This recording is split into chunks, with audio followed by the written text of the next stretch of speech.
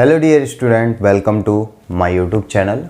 आज की वीडियो में जैसा कि आपने थंबनेल पर देख ही लिया होगा कि आज की वीडियो हमारी किस प्रश्नावली के किस प्रश्न के बारे में होने जा रही है। और इस प्रश्नावली के यदि आपने पिछले प्रश्नों को अगर नहीं देखा है तो आप हमारी यूट्यूब चैनल की प्लेलिस्ट पर जाकर आसानी से देख सकते हैं। चलिए वीडियो को हम शुरू करते हैं। और वीडियो शुरू करने से पहले यदि अब तक आपने हमारे चैनल को सब्सक्राइब नहीं किया तो यूट्यूब चैनल को सब्सक्राइब कर लीजिए और बेल नोटिफिकेशन पर दबाना मत भूलिए ताकि कोई भी वीडियो अपलोड करते ही नोटिफिकेशन आप तक तुरंत पहुँच जाए। चलिए वीडियो को हम शुरू करते हैं। तो जैसा कि आप बोर्ड पर देख रहे होंगे, लिखा हुआ है प्रश्न संख्या 5 में मध्यमान प्रमेय सत्यापित कीजिए यदि अंतराल समृत अंतराल a, b में f(x) बराबर जो फंक्शन दिया x³ माइनस का 5x² माइनस का 3x, जहां a बराबर 1 और b बराबर 3 है, f' = 0 के लिए c बिलोंग्स टू 1,3 को ज्ञात करना है। यानी कि जैसा कि पिछली वीडियोस में आपने देख लिया होगा कि मध्यमान प्रमेय को यदि आपको सत्यापित करना है तो इसकी कुछ शर्तें हैं, वो शर्तें लागू होनी चाहिए इस फलन में। और इस फलन में अगर वो शर्तें लागू होती हैं तो मध्यमान प्रमेय सत्यापित होगी।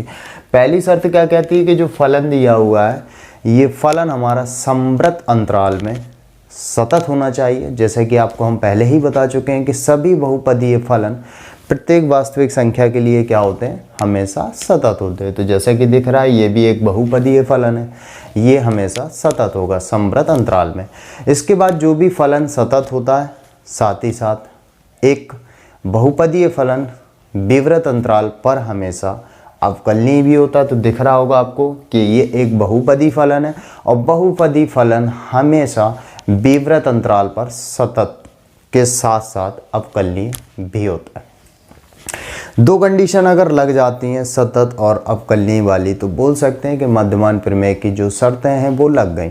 इसके बाद में ये जो फलन है f' = 0 करने के बाद जो हमारा c निकलता है वो c हमारा विवृत अंतराल से क्या होना चाहिए, बिलोंग्स टू होना चाहिए। चलिए हम इसको शुरू करते हैं। तो और आपको अगर पिछली वीडियोस को देखना है तो आप प्लेलिस्ट पर जाके आसानी से देखिए तो आपको और बेहतर समझ में आएगा। उसमें रोले प्रमेय को भी पिछली वीडियोस में विस्तार के साथ में समझाया गया और साथ ही साथ मध्यमान प्रमेय को भी विस्तार पूर्वक समझाया गया। यदि आप पिछली वीडियोस को देखते हैं तो आई थिंक आपको ये वीडियो और बेहतर समझ में आएगी। सॉल्यूशन करते हैं 5वें नंबर का। तो f(x) सबसे पहली चीज हमारा जो दिया हुआ है x³ माइनस का 5x² माइनस का 3x, ये हमारा फलन दिया है। लिखेंगे पहले नंबर, चूंकि f(x) एक बहुपदीय फलन है, बहुपदीय फलन है, इसलिए फलन f(x) समृत अंतराल a, b, समृत इसी को बोलते हैं जो बड़ा कोष्ठक लगा हुआ है, अर्थात a और b हमारा कितना 1,3, अर्थात 1,3 पर सतत है। ठीक है, ये जो फलन है दिख रहा है बहुपदीय फलन है। और यदि अब तक आपको यही नहीं पता कि कोई फलन बहुपदीय है या नहीं तो उसकी एक बात जान लीजिए कि यदि कोई भी फलन एक बहुपदीय फलन कब होता है कि जब उस पे दिया गया जो चर है उसकी जो घात हो वो धनात्मक पूर्णांक के रूप की हो। जो चर दिया हो उसकी जो घात हो, जैसे कि यहाँ पर 3 है, यहाँ पर चर की घात 2 है और 1 है, धनात्मक पूर्णांक के रूप की घात दी गई है, तो ये फलन हमारा बहुपदीय फलन होगा। और यदि अब तक आप ये भी नहीं जानते कि धनात्मक पूर्णांक क्या है तो धनात्मक पूर्णांकों को याद रखिए, आपका 1, 2, 3, 4, 5 मतलब 1 से लेकर सभी अनंत तक की धनात्मक संख्याएं आपके धनात्मक पूर्णांक के अंतर्गत आती हैं। दूसरा नंबर ऐसा ही लिखेंगे, चूंकि f(x) एक बहुपदीय फलन है, बहुपदीय फलन है, इसलिए फलन f(x) विवृत अंतराल a, b अर्थात a और b की वैल्यू दी गई है, अर्थात 1,3 पर अवकलनीय भी होगा। ठीक है, f(x) एक बहुपदीय फलन है, इसलिए फलन f(x) विवृत अंतराल a, b अर्थात 1,3 पर अवकलनीय भी होगा। तो ऐसा लिखेंगे, अतः यह फलन मध्यमान प्रमेय की शर्तें पूरी करता है, तब अवश्य ही C बिलोंग्स टू 1,3 होगा। और हम अब जो C की वैल्यू निकालने जा रहे हैं, और यदि जो C की वैल्यू निकलेगी इससे बिलोंग्स टू करेगी, यानी कि 1 और 3 के अंतराल के अंतर्गत अगर आता है C का मान, तो मध्यमान प्रमेय की हमारी क्या हो जाएगी, इस प्रकार से पुष्टि हो जाएगी। और मध्यमान प्रमेय में भी f' बराबर हमें 0 करना पड़ता है। तो सबसे पहली चीज़ हम f' निकालते हैं, तो उसके लिए हमें f' निकालना पड़ेगा। तो f' हमारा 3x² हो जाएगा, और 5x² को 2x और 3x का 1 हो जाएगा, यानी कि f' इक्वल 3x² माइनस का 10x माइनस का 3, ये निकला हमारा f'। ठीक, तो f' क्या होगा, x की प्लेस पे c पुट कर दो, तो 3c², x की प्लेस पे c चला गया, माइनस का 10c माइनस का 3। ठीक है, 3c² माइनस का 10c माइनस का 3। बस सिंपल सा होता है यार, कि आपको जो x है, x की प्लेस पे हमें क्या रख देना, c रख देना और कुछ नहीं। तो इसका किया तो कितना निकल आया, 3x² माइनस का 10x माइनस का 3।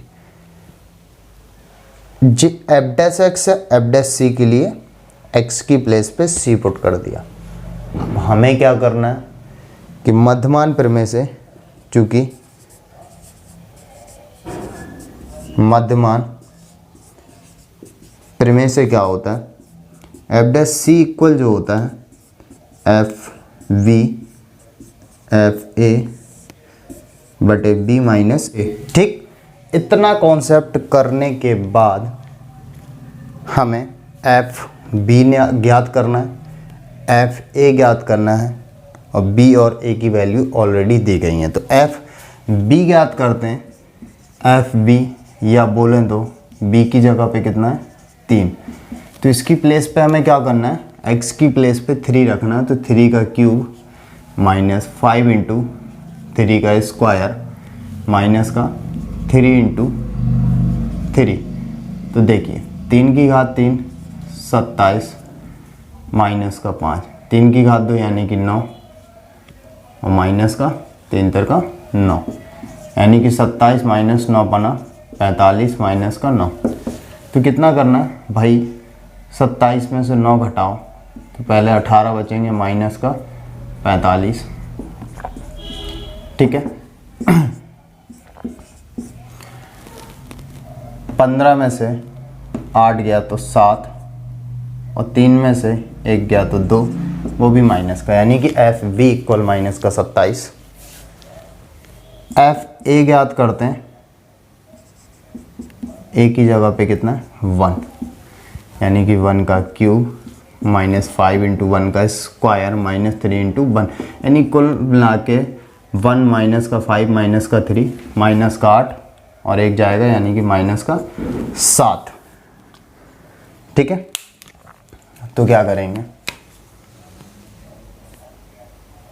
F dash C equal F B minus का एफ ए बटे बी माइनस ए मान रखते हैं। और क्या है, ये रहा एफ डैश सी यानी कि 3c² माइनस का 10c माइनस का 3 इक्वल, ये कितना है माइनस का 27, ए कितना है माइनस का 7, बी कितना 3 और ए कितना 1, यानी कि 3c² माइनस का 10c माइनस का 3 बराबर माइनस का 27 माइनस माइनस प्लस का 7 बटे 2, 3c² माइनस का 10c माइनस का 3 बराबर 27 में से 7 जाएगा तो माइनस का 20 बटे 2 और 2 से काटेंगे तो माइनस का 10 बचेगा। तो 3c² माइनस का 10c माइनस का 3 और 10 इस तरफ आएगा तो प्लस का, तो 3c² माइनस का 10c प्लस माइनस घट गया तो प्लस का 7 बराबर 0। ठीक है, अब इसके क्या करना है, गुणनखंड। अब गुणनखंड यदि हमें करना है तो 7 × 21, 21 के ऐसे गुणनखंड करने के प्लस का चिन्ह जोड़ के 10 आ जाए तो 7 × 21 यानी 7 + 3 यानी कि 10। तो सॉल्व करते हैं, 3c² 7c प्लस का 3c प्लस का 7 बराबर 0। ठीक है, यहाँ लिख लेते हैं। ठीक है, तो 3c² माइनस को गुणा कर दीजिए, अंदर के चिन्ह परिवर्तित हो जाएंगे, प्लस का 7 इक्वल 0, दोनों में c ओनली कॉमन आएगा। ठीक है, c कॉमन निकलेगा तो 3c माइनस का 7 और दोनों में माइनस का 1 लेंगे क्योंकि प्लस का 3c होना चाहिए और माइनस का 7 इक्वल 0। तो कितना हो जाएगा, 3c माइनस का 7 कॉमन निकलने के बाद c माइनस का 1 बराबर 0। तो इससे जो निकलेगा c बराबर 7 इस तरफ बटे में 3 और इससे निकलेगा c 1 उस तरफ जाएगा तो 1। मध्यमान प्रमेय यही तो बोलती है कि पहली शर्त समृद्ध हो जाना चाहिए, दूसरी शर्त जो है वो अवकलनीय वाली हो जानी चाहिए, और यहाँ तक मध्यमान प्रमेय की शर्तें पूरी होने के बाद जो c की वैल्यू निकलती है वो समृद्ध अंतराल और जो विवृत अंतराल है, कुल मिला के विवृत अंतराल के अंतर्गत निकलेगी c की वैल्यू, उस अंतराल में निकलनी चाहिए। तो मध्यमान प्रमेय में जो c की वैल्यू है निकालने के लिए कॉन्सेप्ट क्या होता है, एफ डैश सी बराबर एफ बी माइनस का एफ ए बटे बी माइनस का, ये कॉन्सेप्ट होता है यार मध्यमान प्रमेय को, मैंने पिछली वीडियोस में बताया। तो v और a की वैल्यू ज्ञात करके हमने इसमें पुट करेंगे और c की जो वैल्यू निकाली 7/3 और 1, ये 2 वैल्यू निकली। कम से कम कोई एक वैल्यू तो होनी चाहिए c की जो इसके अंतराल में आए। एक तो इसके अंतराल में है नहीं है, क्योंकि विवृत और समृद्ध के बारे में विस्तार से मैंने 5.8 जब मैंने जिस दिन पहले दिन शुरू की थी उसमें स्पष्ट बताया कि समृद्ध और विवृत क्या कहलाता है। तो इसके अंतर्गत जो भी अंतराल आएगा वो 1 और 3 के बीच का आएगा। अगर इससे भाग देते हैं 3 दूनी 6, 2 दशमलव कुछ और 2 दशमलव कुछ जो भी आएगा इसके अंतर्गत आएगा। तो क्या लिखेंगे, चूँकि c बिलोंग्स टू 1,3 अर्थात 7/3 बिलोंग्स टू 1,3 और इतनी शर्तें अगर लग गई तो मध्यमान प्रमेय सत्यापित हो गई। लिखेंगे अतः मध्यमान प्रमेय सत्यापित हुई। और यही क्या करना था, मध्यमान प्रमेय को सत्यापित करना था। ठीक है, तो आई थिंक समझ में आया होगा और वीडियो पॉज करके आप इसे नोट कर लीजिए।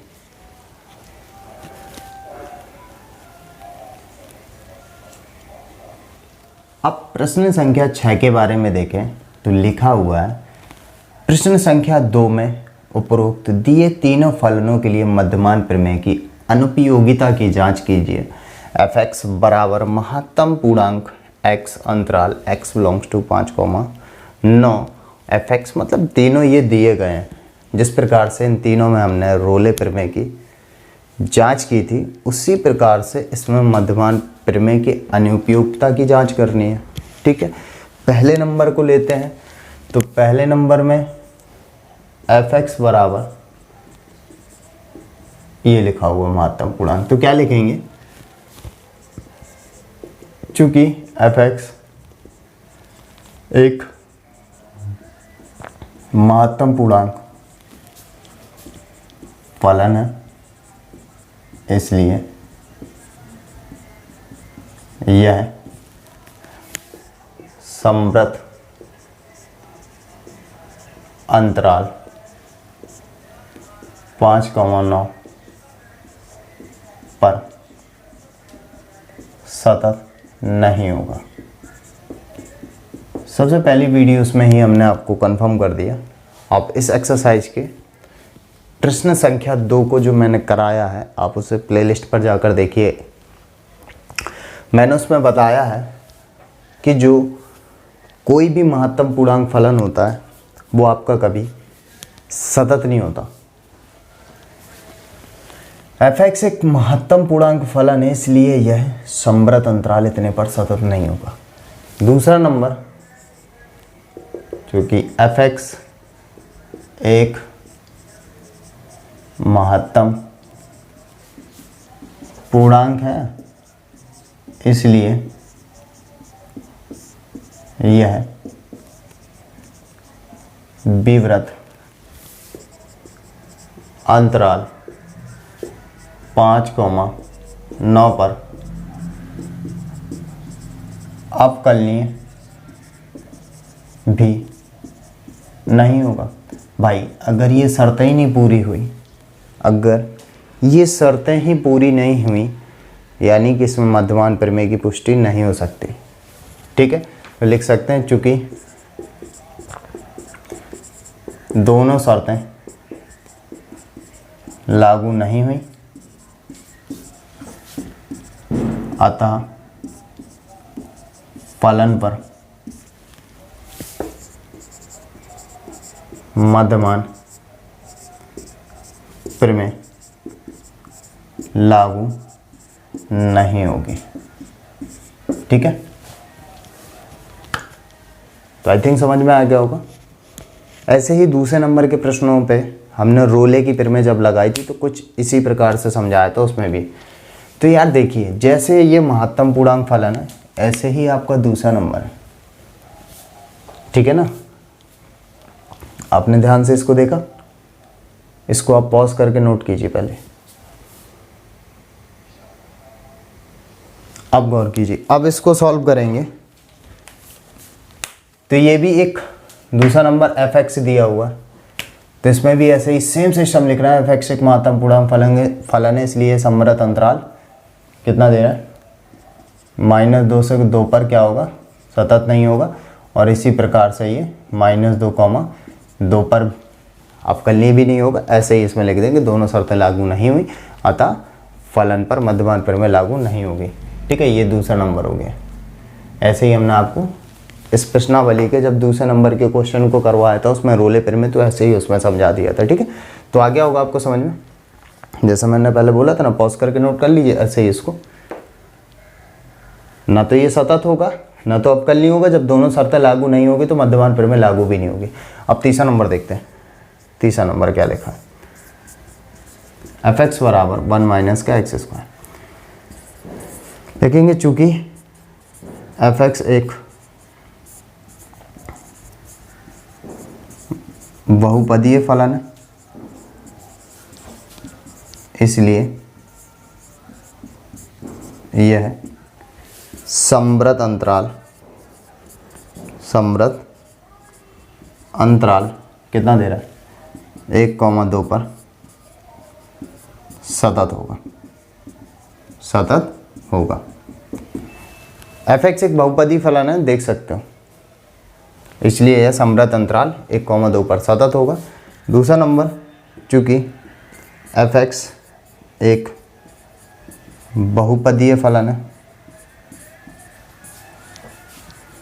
फलन है, इसलिए यह विवृत अंतराल 1,2 पर अवकलनीय भी होगा। ठीक है, तो लिखेंगे चूंकि मध्यमान की दोनों शर्तें लागू हुई,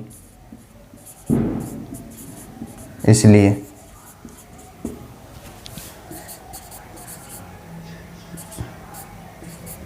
अवश्य ही C बिलोंग्स टू 1,2 होगा। अब दोनों प्रमेय मध्यमान जो प्रमेय है, ठीक है, मध्यमान प्रमेय की दोनों शर्तें लागू हुई, इसलिए अवश्य ही C बिलोंग्स टू 1,2 होगा, यानी कि C 1,2 पर जरूर निकलेगा। अब C कैसे निकलेगा, तो क्या लिखेंगे, मध्यमान प्रमेय से f' बराबर FB माइनस का FA बटे B माइनस A। तो f' निकालने के लिए सबसे पहली चीज़ हमें f' निकालना पड़ेगा। f' के लिए जो फलन है, एक का मान 0 हो जाएगा, x² का 2x हो जाएगा, यानी कि माइनस का 2x बचेगा। ठीक है, जब f' निकाल लिया तो f' कितना हो जाएगा, f' बराबर माइनस का 2x, तो f' पे क्या होना है, x की प्लेस पे c जा रहा है, तो x की प्लेस पे c आ जाएगा, तो 2c। इसके बाद v निकालना, FB या बोलें तो v की प्लेस पे कितना है, ये a होता है और ये b होता है, b की प्लेस पे कितना 2 और फलन कितना 1 माइनस 2 का स्क्वायर, यानी 1 माइनस का 4 बराबर माइनस का 3। FA निकालना, या a की प्लेस पे कितना है 1, यानी कि 1 माइनस 1 का स्क्वायर, यानी 1 माइनस का 1 बराबर 0। ठीक है, तो भाई f' बराबर FB माइनस FA निकालते हैं बटे v माइनस a, तो f' कितना है माइनस का 2c, v कितना है माइनस का 3, a कितना है 0, v की जगह पे कितना है 2 और a की जगह पे 1, माइनस 2c बराबर माइनस का 3 बटे 1। आपस में क्या गुणा कर दो, पहले नंबर माइनस माइनस कैंसिल कर दो, तो 2c इंटू 1 बराबर 3, तो c बराबर कितना हो जाएगा 3/2, और 3/2 का मतलब कितना 1 दशमलव कुछ, और 1 दशमलव कुछ जो है 1 और 2 के बीच में 1 दशमलव कुछ तो आता ही है, तो लिखेंगे अतः C बिलोंग्स टू 1,2, अर्थात 3/2 बिलोंग्स टू 1,2, अतः फलन पर मध्यमान प्रमेय लागू होगी। तो इसी के साथ में आपकी प्रश्नावली 5.8 हुई ख़त्म। तो यदि आपने यहाँ तक वीडियो अगर देखी है तो आई थिंक वीडियो आपको पसंद आई है। वीडियो आपको पसंद आई है तो लाइक शेयर सब्सक्राइब करना ना भूलें। तो तब तक के लिए bye bye, take care and good night.